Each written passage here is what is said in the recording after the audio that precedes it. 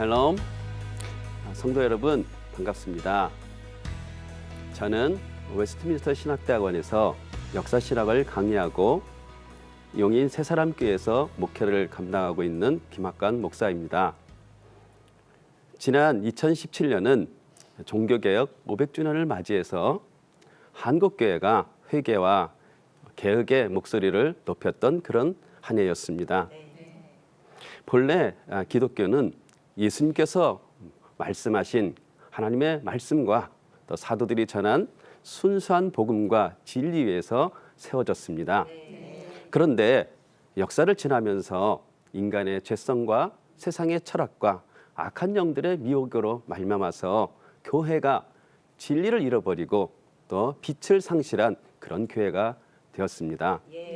그런데 이 종교개혁 시기에 하나님께서는 우리 교회에게 또 큰 은혜를 베풀어 주셔서 하나님의 종들을 다시 세우시고 그러한 교회를 다시 한번 성경으로 진리로 돌이켜서 참된 신앙을 회복하고 교회의 본질과 사명을 회복하는 그런 일이 일어났습니다. 저는 앞으로 4주 동안 기독교 신앙의 기원이라는 주제를 가지고 성경의 핵심 진리, 우리 기독교인의 본질이 되는 중요한 이 진리들, 제가 부제로 삼은 성경과 신조, 삼일체 하나님, 하나님의 경륜과 비밀, 예수 그리스도의 교회에 관해서 교회사적으로 또 역사적으로 고찰해보고 한국교회의 현실을 성찰해보는 시간을 갖고자 합니다. 나아가서는 한국교회의 개혁의 길과 방향을 여러분과 함께 모색하는 시간을 갖고자 합니다. 오늘은 첫 번째 시간으로 우리 성도들은 마땅히 성경과 신조로 돌아가야 한다라는 주제를 가지고 여러분과 은혜의 말씀을 나누고자 합니다. 성도 여러분, 참된 신앙은 하나님을 바르게 아는 지식에서 출발합니다. 자, 그렇다면 사람이 하나님을 아는 것이 왜 그렇게 중요할까요? 왜냐하면 그것은 사람의 생명과 영원한 행복과 관련되어 있기 때문입니다. 사람이 창조주 하나님을 바로 알게 될 때 사람은 인생의 참된 표준과 규범을 갖게 되고 인생의 참된 가치와 본분과 목적을 실현하게 되기 때문입니다. 그런데 성경에서는 우리 인생의 실상에 대해서 여러분이 아시는 전도서 솔로몬의 그 말씀을 보면 전도서 1장에 어떻게 말하고 있습니까? 모든 것이 헛되고 헛되며 모든 것이 헛되고 헛되도다. 인생이 헛되고 허무한 존재라는 것입니다. 그렇다면 어떤 사람을 가리켜서 그렇게 헛된 인생이고 허무한 자라고 말할까요? 그것은 하나님에 대해서 무지한 자를 말합니다. 하나님과 상관없이 사는 자, 그들을 악한 자라 그러고 좀 더 말씀을 드리면 그것은 정말 사람이 하나님이 창조하신 영혼을 주셨음에도 불구하고 하나님 알지 못하면 짐승보다도 더 비참한 존재라는 것입니다. 그런데 이러한 악한 자, 하나님 알지 못하는 자의 생애는 어떻습니까? 성경은 그러한 자들은 죽음으로 끝나게 되고 그 후에는 심판이 있다고 말씀하고 있습니다. 그래서 하나님께서는 성경 말씀을 통해서 그러한 자들, 험한 인생을 사는 죄인들을 향해서 여호와께로 돌아와라. 그리고 또한 여호와를 알자. 힘써 여호와를 알자. 이렇게 촉구하고 계신 것입니다. 자, 그렇다면 참된 신앙은 하나님을 아는 지식이라 그랬습니다. 하나님을 아는 지식의 토대가 되고 근거가 되는 것은 무엇일까요? 저는 바로 성경과 신조라고 말씀드리고 싶습니다. 그래서 우리 참된 신앙은 바로 한 손에는 성경을, 다른 한 손에는 신조를 갖고 있어야 된다는 것입니다. 먼저 성경에 대해서 한번 살펴볼까요? 이 성경은 하나님께서, 창조주 하나님께서 우리 피조물인 사람에게 하나님을 알려주시고 그들로 하여금 하나님을 알고 하나님을 믿어서 영생을 얻고 참된 행복과 풍성한 삶을 살 수 있도록 계시해 주신 하나님의 은총의 선물입니다. 우리 성도들에게 있어서 이 성경은 바로 신앙과 삶의 절대 표준이라고 할 수 있죠. 예, 그와 같이 종교개혁자들도 교회가 정말 빛을 잃고 어두운 시기에 오직 성경으로 그릇된 사상과 거짓된 진리를 대항해서 교회를 개혁하고 성도들의 신앙을 회복했던 것입니다. 그런데 오늘날 현대교회는 어떻습니까? 한국교회는 어떻습니까? 여러분도 아시겠지만 자유주의 운동이 일어나서 성경에는 오류가 있다. 이 영적인 하나님의 말씀을 윤리적인 교과서로 만들어버리고 윤리 철학, 종교 철학으로 만들어버렸습니다. 또한 신령주의자들은 하나님의 말씀을 도외시하고 무슨 새로운 계시가 있다, 종말적인 예언이 있다, 그렇게 주장하고 있습니다. 더군다나 또 이단들이 많이 일어나서 이런 교주들은 자신을 가르쳐서 하나님이다, 재림 예수다 그러면서 새로운 경전을 만들고 거짓된 교리를 주장하면서 세상을 미혹하고 교회를 혼란시키고 있습니다. 이러한 때에 우리 성도의 가장 큰 방어는 무엇일까요? 최선의 방어는 무기는 무엇일까요? 그것은 바로 종교개혁자들이 외친 것처럼 오직 성경이 말하게 하라, 하나님이 말씀하게 하라, 그런 우리 분명한 신앙 고백일 것입니다. 성도 여러분, 성경에는 하나님의 말씀, 곧 진리가 있죠. 그런데 우리 죄인된 사람은 스스로 하나님을 알 수가 없습니다. 그래서 하나님께서 누구를 보내주셨나요? 바로 성령 하나님을 우리에게 보내주셨죠. 성령 하나님께서는 우리 죄인된 사람이 복음을 듣고 예수 그리스도를 믿어 거듭나서 하나님을 알게 해주십니다. 뿐만 아니라 우리 성도들에게도 이 진리의 영이신 성령 하나님께서 성경을 바로 알게 하셔서 하나님에 대한 참된 지식을 갖게 하시는 것입니다. 자, 그렇다면 두 번째로 제가 한 손에는 성경, 다른 한 손에는 뭐가 있어야 된다고 그랬죠? 신조가 있어야 된다고 그랬죠? 네, 성경이 말하는 이런 참된 진리를 신앙 고백으로 잘 요약해서 표현한 것이 바로 교리요 신조라 합니다. 그러니까 조금 어렵죠. 교리는 뭐고 또한 신조는 뭐고 교리는 무엇일까요? 우리 기독교 교리는 무엇일까요? 바로 기독교 교리는 성경에서 계시한 진리의 가르침을 체계화시키고 또 신앙 고백으로 이렇게 요약한 것을 말합니다. 그렇다면 교리는 무엇일까요? 교리는 흔히 교리와 같이 쓰이기도 하지만 특별히 교리라는 것은 이러한 교리를 기독교인들이 믿는 바, 또 교회가 고백하는 것, 혹은 성경이 말하는 그 진리를 공교회, 보편교회가 회의를 열어서 이것이 바로 정통교리라고 확정한 것, 그것을 교리라 합니다. 그렇다면 신조는 또 무엇일까요? 신조는 이러한 공교회가 성경이 가르친 참된 진리라고 확정한 이 교리를 문서로, 신앙 고백의 문서로 작성해서 가르치고 전수한 것을 바로 신조라 그럽니다. 그래서 신조는 그 신앙 고백의 형태에 따라서 신앙 고백이다, 요리문답이다, 신조다 이렇게 다양하게 불리고 있습니다. 자, 그렇다면 교리에 대해서 이제 살펴봤는데요. 참된 신앙을 명확하게 그리고 바르게 고백한 것이 정통교리라 그럽니다. 정통이 있으면 또 뭐가 있을까요? 이단교리가 있겠죠. 자, 그러면 요즘 같은 시대에 이단이 많은데 무엇으로 우리가 이단을 분별하고 그들을 대항할 수 있겠습니까? 정통교리 혹은 정통신앙을 갖고 있어야 되겠죠. 네. 그런데 여기서 잠깐 정통은 또 무엇이고 이단은 무엇인지 한번 살펴보려고 합니다. 이 정통이란 말은 원래 올바른 가르침, 바른 신념 혹은 성경에서 가르친 그 계시대로 말씀대로 바르게 믿는 것, 그래서 그것을 역사적으로 참된 가르침으로 전수해 간 것, 다른 말로 말하면 올바른 전통이다 이렇게 말할 수도 있습니다. 그렇다면 이단은 뭘까요?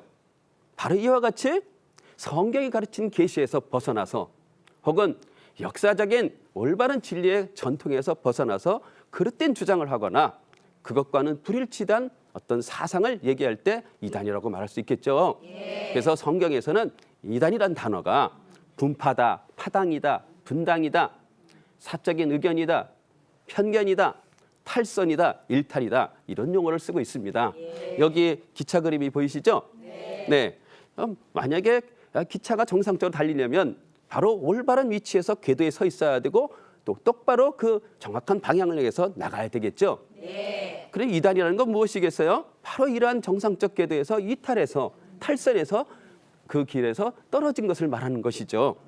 만약에 저 기차에 많은 사람들이 승객들이 타고 있다면 저 기차가 궤도에서 일탈해서 떨어졌다면 무슨 일이 발생했을까요?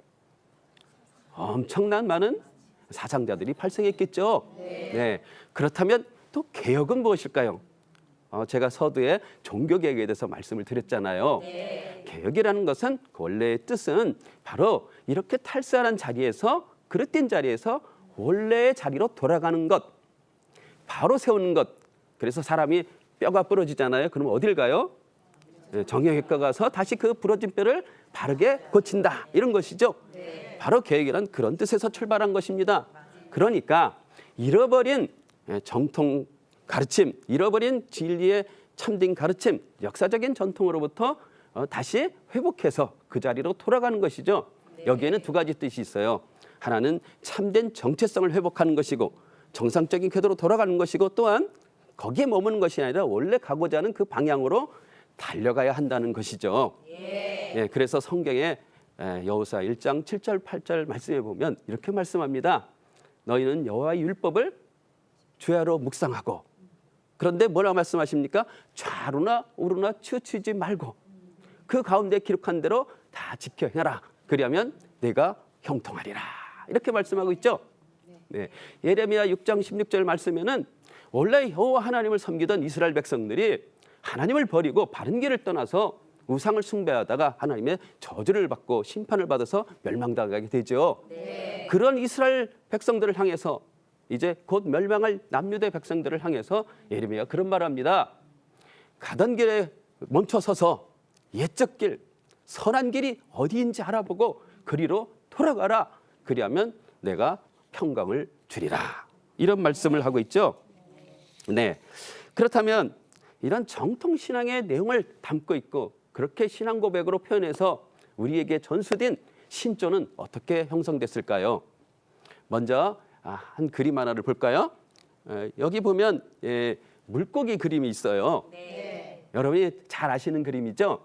네. 이것은 기독교인의 표시라고 하는데 2000년 전에 1세기, 2세기, 3세기 기독교 초기에는 로마 제국으로부터 많은 박해와 핍박이 있었습니다. 그때 성도들이 이 박해를 피해서 카타콤이라는 지하 동굴에 가서 숨어서 신앙을 파수하고 또 진리를 파수했던 일이 있었습니다. 그랬던 성도들이 이러한 물고기 표식을 가지고 성도의 신앙의 일치와 교회의 일치를 했던 그런 중요한 상징이고 표식이 됩니다. 저 내용도 잘 아시죠? 익투스, 이 말은 헬라어인데 하나님의 아들 구주 예수 그리스도라는 뜻입니다. 네, 이것은 마태복음 16장에 예수님께서 너희는 나를 누구라 하냐 할 때 베드로가 고백했죠. 대표적으로 주는 그리스도시요 살아계신 하나님의 아들이시니다. 신앙 고백을 담고 있죠. 그렇다면 이 신조는 어떤 배경에서 등장하고 또 형성하게 됐을까요? 저는 한 세 가지를 들 수 있는데 첫째는 로마 제국의 극심한 박해로 인해서 교회가 핍박을 받고 성도들이 핍박을 받을 뿐만 아니라 또 순교를 당하기도 하고 어려움을 많이 당했죠. 이러한 혼란한 시기에 또 많은 이단이 일어났어요.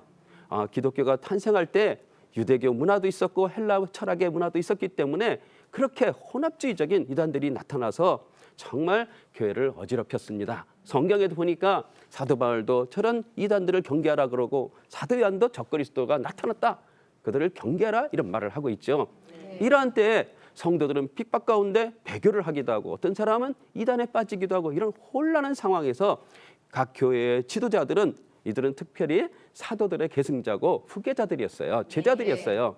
이 감독들이 이러한 상황에서 교회 문제를 해결하고 성도들의 신앙을 굳건히 하기 위해서 작은 신앙의 핵심 교리들을 이렇게 문서로 만들기 시작했어요. 그것이 신조다, 요리문답이다 그렇게 말씀드릴 수 있겠습니다. 그들 가운데 이 감독들 가운데 정말 많은 사람들은 이 진리의 말씀을 성도들에게 잘 가르쳐서 교회를 파수할 뿐만 아니라 또한 이 진리를 증언하다가 순교하는 일까지 생겨났습니다. 그중에 대표적인 사람이 바로 서머나 교회의 감독이었던 폴리캅이라는 사람입니다. 이 폴리캅은 사도연의 제자이자 또 초대교회의 첫 번째 조직신학자로 하는 이레니우스의 스승이 될 정도로 아주 훌륭한 감독이었죠. 근데 이분이 156년경에 트레안 황제의 큰 박해 가운데 이제 재판장에 끌려갔습니다. 당시의 재판장 상황은 이런 로마 경기장 안에 굶주린 사자들이 있고 거기에 화형을 하기 위한 땔감과 기름이 준비된 그런 상황이었습니다. 그 재판장이 이렇게 물었습니다. 폴리캅, 자네가 예수를 욕하고 황제를 신하라. 그리하면 내가 자네의 목숨을 살려주겠네. 이렇게 했을 때 폴리캅은 어떻게 대답했을까요? 네, 폴리캅은 이렇게 대답했습니다. 나의 주님은 86년 동안 나를 한 번도 해한 적이 없는데 어찌 내가 나의 왕, 나의 주님을 저주할 수 있겠습니까? 내가 주님을 저주할 거라 생각하면 그건 당신의 가장 큰 오산이요. 그러고 기도를 시작했습니다. 사자여오라, 불이여오라. 주님 감사합니다. 오늘 드디어 주님의 고난에 동참하게 되었습니다. 오늘 저에게 순교자의 영광에 참여케 하신 것을 감사합니다. 이렇게 찬송하면서 화형을 산채로 불에 타 순교하고 말았습니다. 예, 그렇습니다. 주님께서는 누가복음 12장 8절에 너희가 사람 앞에서 나를 시인하면 나도 하나님 앞에서 너희를 시인해라 이렇게 말씀했습니다. 시인한다는 말은 신앙을 고백한다는 말입니다. 사람이 마음으로 믿어 의에 이르고 입으로 신하여 구원 얻는다는 말씀도 있죠. 그러니까 먼저 마음으로 하나님을 또 내가 믿고 있는 신앙을 진리를 바르게 할 때 바른 입술의 고백이 있어야 되고 신앙 고백을 바로 한 사람은 또 삶에 일치된 그런 삶이 따라야 된다는 것이죠. 예, 그렇습니다. 그렇다면 성경과 신조, 한 손에는 성경, 다른 한 손에는 신조가 참된 신앙의 기초라고 했습니다.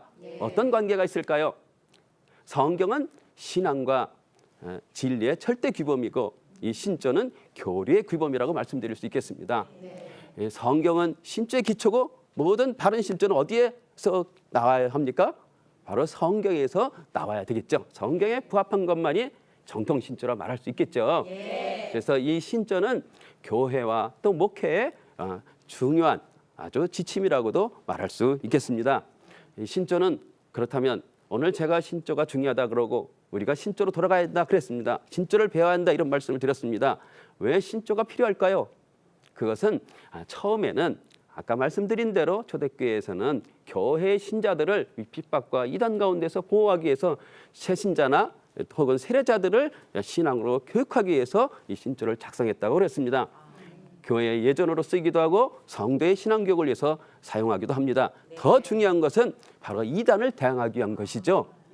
뿐만 아니라 목회자가 성경을 해석하고 설교를 할 때 그런 훌륭한 지침이 되기도 하고 또한 참된 교회와 거짓 교회를 구분하기 위해서도 사용하는 것입니다.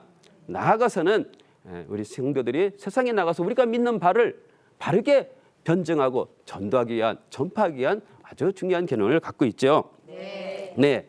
그래서 신조가 중요하다 그랬는데 그러면 정말 정통 신조, 참된 신앙을 갖고 있는 신조라면 어떠한 요소들이 있어야 될까요? 저는 다음에 이 세 가지를 살펴보고 싶습니다. 여러분이 이제 그렇다면 이 정통 신조를 알게 되면 정통 교리를 담은 정통 신앙을 담은 신조를 알게 되면 이단을 분별할 어떤 눈이 생기게 되겠죠. 네, 첫째는 성경적인 신앙이어야 된다는 것입니다. 왜냐하면 오직 성경만이 우리 신앙과 삶의 유일한 규범이기 때문에 그렇습니다. 어떤 사람의 저장한 교리가 성경에 부합하지 않는다면 그것은 절대 받아들여서는 안 되겠죠. 성경에 부합한 교리일 때 그것이 정통 교리를 할 수 있겠죠. 두 번째는 사도적 신앙 혹은 역사적 신앙에 기초해야 된다는 것입니다. 성경에 보니까 교회는 선지자와 사도들의 터 위에 서 있다 그랬습니다. 사도들이 전한 순수한 복음과 진리의 가르침에 서 있을 때 그것은 바른 신앙이라는 것입니다. 역사적 신앙이라는 것은 바로 이러한 순수한 진리의 내용을 잘 계승하고 또한 가르치고 전수해야 된다는 것이죠. 자, 마지막으로 공개적 신앙. 그건 무슨 뜻이냐면 이 보편교회가 성경에 게시된 참된 진리라고 확정한 그런 신앙. 그러니까 이 보편교회가 회의를 열어서 이것이 바로 정통신앙이라고 확정한 신조와 신앙 고백에 서야 된다는 것입니다. 네. 예, 그렇습니다. 성도 여러분, 성령께서는 교회가 성경을 바르게 해석하고 참된 진리를 알도록 역사 속에서 섭리하시고 역사해 주셨습니다. 네. 그래서 교회사는 흔히 성경 해석사다 이런 말을 합니다. 교회가 이런 이단의 공격을 받고 혼란해질 때 성령께서 이런 교회들에게 성경을 통해서 참된 진리를 알게 하시고 바르게 신앙을 고백해서 이단을 대항하고 교회를 파수하게 한 것입니다. 그러니까 이 신조라는 것은 성경과 함께 성령 하나님의 섭리의 열매고 교회사의 소중한 유산이라고 말할 수 있겠습니다. 이제 마무리하면서 정통신앙, 바른 신앙은 바로 성경적이고 역사적이고 또한 공개적인 신앙에 서야 된다고 말씀드렸습니다. 그런데 이단들은 한 사람의 주장이나 깨달음, 한 시대나 지역교회의 어떤 경험이나 가르침을 가지고 그들을 사람들을 미혹하고 있는 것이죠. 이러한 때 우리는 정통신앙을 담고 있는 신조를 배워서 이단들을 대적해야 될 것입니다. 저는 교회사 교수로서 기독교회사 전반과 교리사를 가르치고 있습니다. 이 교회사의 사명은 바로 역사 가운데 정통신앙을 담은 이 정통교리가 신조가 어떻게 형성되고 발전되고 우리에게 전수됐는지를 잘 살펴서 참된 진리의 내용이 무엇이고 우리가 어떻게 그 진리를 개성할까 하는 그런 사명을 갖고 있는 그런 학문이라 말할 수 있겠습니다. 그런데 초대교회에 성경에 근거한 참믿음, 정통신앙을 분명히 고백한 사도들의 가르침이 등장했는데 그것이 바로 여러분들이 매 주일마다 고백하고 있는 사도신경입니다. 네, 사도신경은 성경의 핵심 진리고 또한 기독교의 본질이고 신앙의 핵심이라 말할 수 있겠습니다. 그래서 이 사도신경은 다음에 나오는 역사적으로 제정되고 작성된 모든 신조의 머리가 되고 모든 신경의 기초라고 말을 합니다. 예, 성도 여러분 잘 들으셨죠? 네. 이번 시간에는 제가 성경과 신조라는 제목을 가지고 여러분이 성경과 함께 성경의 기초를 둔 정통 신조들을 교회가 다시 한번 소중히 여기고 이 진리로 돌아간다 말씀을 드렸습니다. 다음 시간에는 바로 이러한 정통신앙의 내용을 잘 표현한 사도들의 순전한 복음과 순전한 가르침을 잘 요약한 사도신경에 대해서 그 역사와 명칭과 구조를 살펴보고 그것의 핵심 진리가 되는 삼일체 하나님에 대해서 여러분과 함께 나누고 싶습니다. 감사합니다.